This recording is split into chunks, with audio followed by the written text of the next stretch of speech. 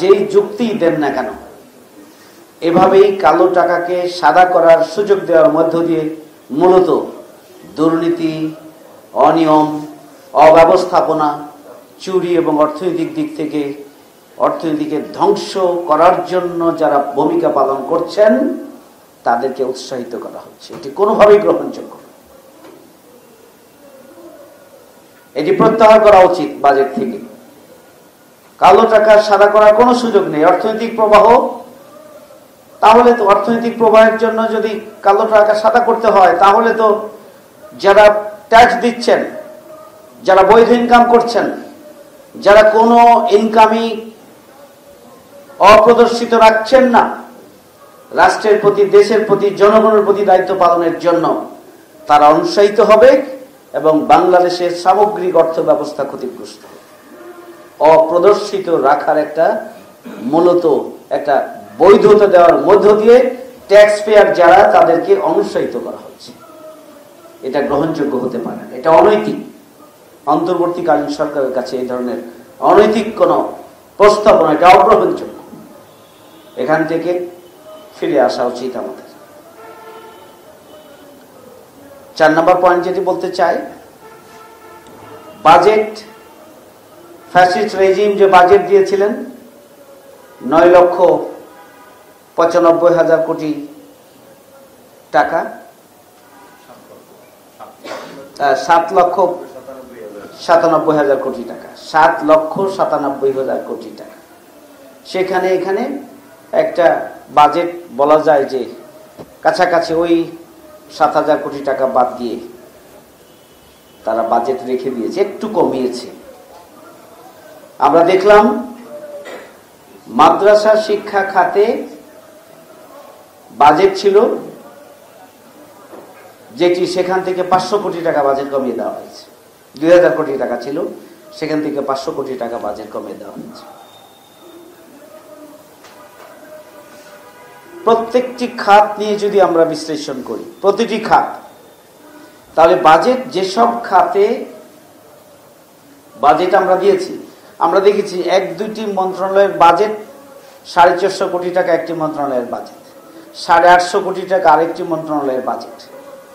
তাহলে তো এই বাজেট যেটা বরাদ্দ দেওয়া হয়েছে, এই বরাদ্দগুলোর কত পার্সেন্ট জনগণের জন্য, কত পার্সেন্ট অবকাঠামোগত, কত পার্সেন্ট ইন্টারনাল ম্যানেজমেন্টের খরচ, এবং কত পার্সেন্ট আসলে সার্বিকভাবে উন্নয়নের জন্য, এইসব বিষয়গুলো বাজেটে আরো ক্লিয়ার করা উচিত। আমরা বাজেটের চুলচেরা বিশ্লেষণ করলে দেখা যাবে যে আমরা বিভিন্ন খাতে যে বাজেট,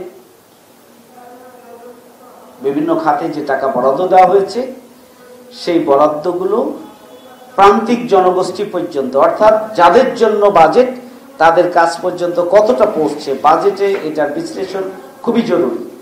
আমার মনে হয় না যে অন্তর্বর্তীকালীন সরকার যে বাজেট দিয়েছেন সেই বাজেটে তাদের এই বিশ্লেষণ আছে। বাজেটে সেই ধরনের বিশ্লেষণ নেই যে বাজেটের যা বরাদ্দ দেওয়া হচ্ছে সেই বরাদ্দর কত পার্সেন্ট কার্যকরভাবে যে খাতে বরাদ্দ, সেই খাতের উন্নয়নের জন্য বা সেই প্রান্তিক জনগোষ্ঠীর জন্য সেই খাতে টাকা পৌঁছানো হচ্ছে কিনা। 5 নম্বর বিষয়, আমি সময়ের কারণে এই পয়েন্টটা আরো লম্বা আলোচনার সুযোগ আছে, আমি আশা করি ফরাদ মাজার ভাই আলোচনা করবেন, অথবা ইতিপূর্বে আলোচনা হয়েছে। আমি 5 নম্বর পয়েন্ট যেটি বলতে চাই, এই বাজেটের মধ্যে, এটিকে আলাদাভাবে এই জন্যই বলতে চাই যে এই বাজেটে যে তরুণ প্রজন্ম জীবন দিয়ে নতুন বাংলাদেশ এনে দিল, সেই তরুণ প্রজন্মকে নতুন উদ্যোক্তা তৈরির জন্য 100 কোটি টাকা বরাদ্দ রাখা হয়েছে। 100 কোটি টাকা কি হয়? এটা খুবই দুঃখজনক। বরং এই বাজেটে কর্মসংস্থান, তরুণ প্রজন্মকে প্রশিক্ষিত করা,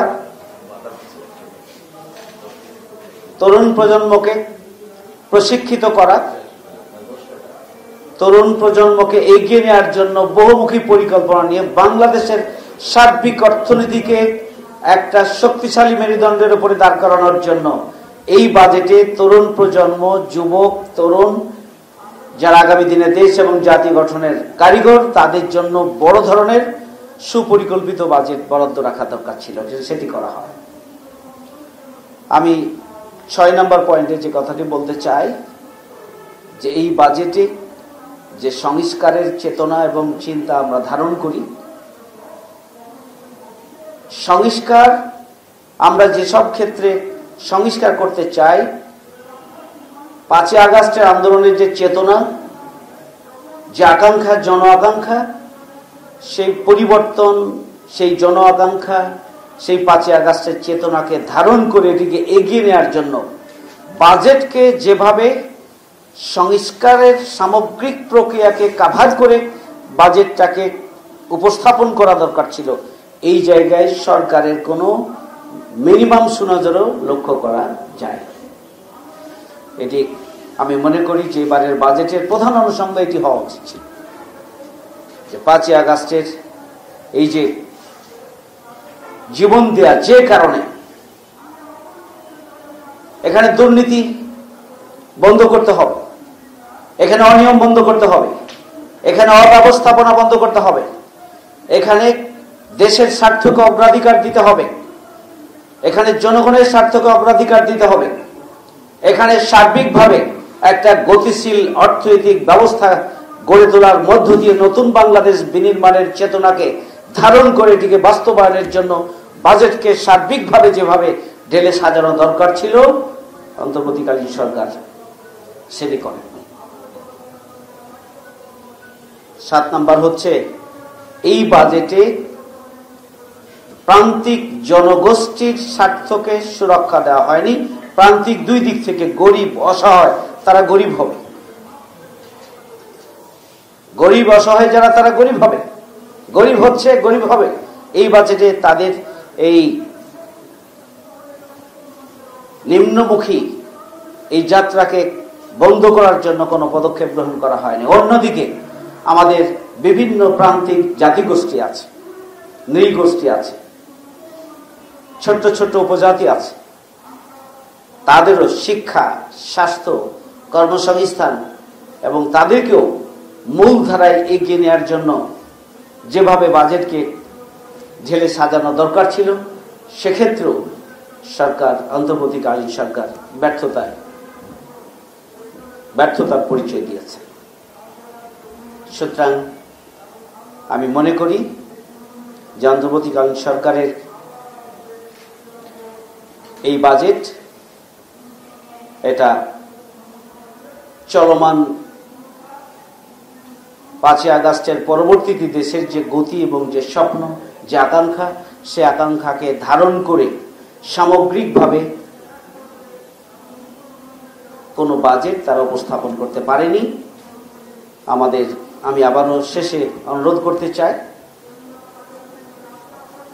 এই বাজেটের মধ্যে যে বৈষম্য রয়েছে, বাজেটের মধ্যে যে এখন অসঙ্গতি রয়েছে, বাজেটের মধ্যে যে সাম্যতার ঘাটতি রয়েছে, বাজেটের মধ্যে যে সমস্ত দুর্বল দিকগুলো ইতিমধ্যে আলোচিত হচ্ছে এবং হয়েছে, এবং সরকার নিজ উদ্যোগে একটা ছোট্ট কমিটি গঠন করে সবগুলো পরামর্শকে সামনে রেখে এই বাজেটটিকে সংযোজন বিয়োজন করে যদি উপস্থাপন করেন এবং এটিকে চূড়ান্ত করেন, তাহলে আমি মনে করি কিছুটা হলেও দেশের এবং জনগণের ভাগ্য উন্নয়নে বাজেট গুরুত্বপূর্ণ অবদান রাখার ক্ষেত্রে আরো এক ধাপ এগিয়ে যেতে পারবে বলে আমি বিশ্বাস করি। আমি সরকারের প্রতি সে আহ্বান জানিয়েই আমার কথা আমি শেষ করছি। আমাকে এই আয়োজনে অংশগ্রহণ করার সুযোগ দেওয়ার জন্য কর্তৃপক্ষকে ধন্যবাদ জানিয়ে আমি আমার বক্তব্য শেষ করছি। ভালো থাকবেন সবাই। আসসালামু আলাইকুম।